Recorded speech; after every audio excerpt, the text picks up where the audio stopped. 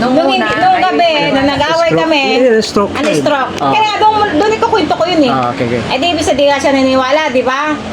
Pag libre, naniniwala siya. Sino nga? Si Mister nga, si Mister. Mister mo, Di yung nag-away wala. kami. Di ibig sabihin, pag alisin ng kinabukasan, di ang ulam niya ay pork chop. Siyempre, maraming kanin. Pagdating doon sa trabaho tanghali, tumawag yung kapatid ko. Sabi niya, Day, si Gilbert, na-stroke. Ngumuwi ay yung bibig niya. Tulo laway niya.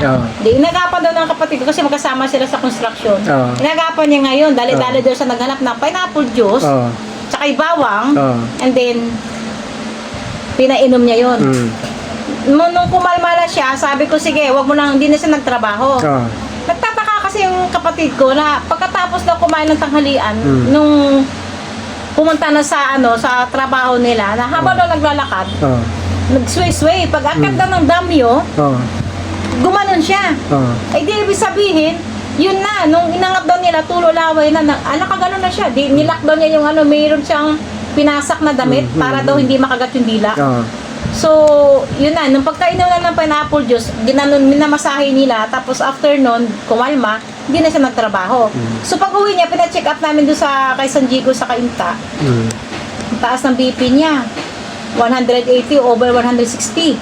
Diba, ang taas? Sabi ni San Diego, i-admit daw namin sa ospital kasi first time nangyari, baka daw may tendency na may ugat na pumutok.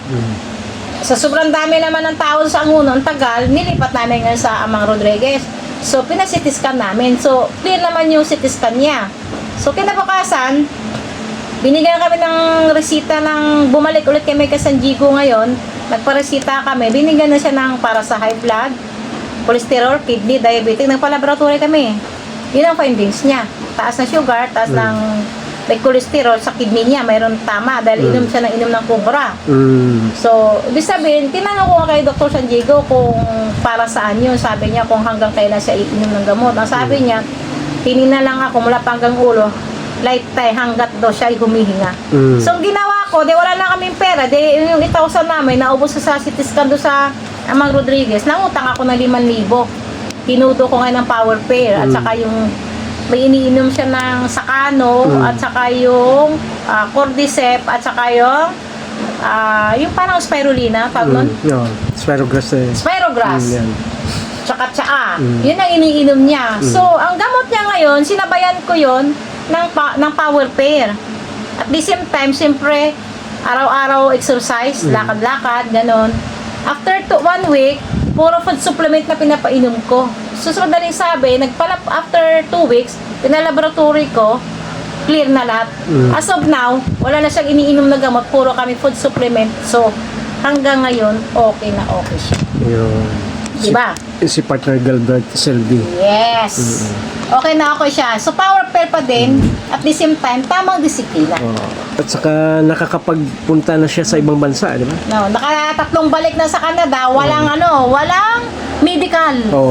Ibig sabihin, clear lahat. Clear Totoo lahat. naman yan eh. Hindi ka naman pwedeng may ibang bansa pag ibang bansa, walang medical. Correct. Parang ako, bakit makakarating ako doon? Walang medical. Kasi bago kang umalis, kumpleto ka sa medical. Dapat healthy. Kailangan Fit healthy ka, ka. physically fit. Ganon. Pag may sakit ka, denied yung... Pero maniwala ka part ni Lisa, doon yan. Siyempre, maraming pagkain. Pinipili yung mga matataba. Yun talaga yung lifestyle Ay, niya. oo.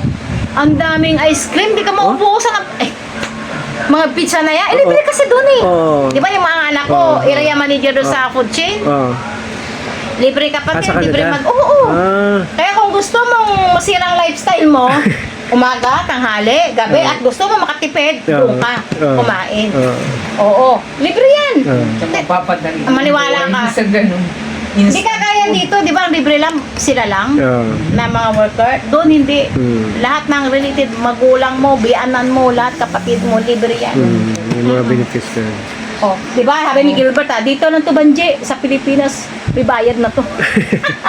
Pinasamantala, kaya nga, pag pumupunta kami sa Canada, ilang power pair ang dala ko, ilang box na kape. Kasi baka may bumalik. Hindi totoo talaga. Ilang box ang tsaan na dala ko. Pero at the same time, bukod lang doon kasi maubusan ka rin, di ba? Ilang buwan ka doon, utang ka.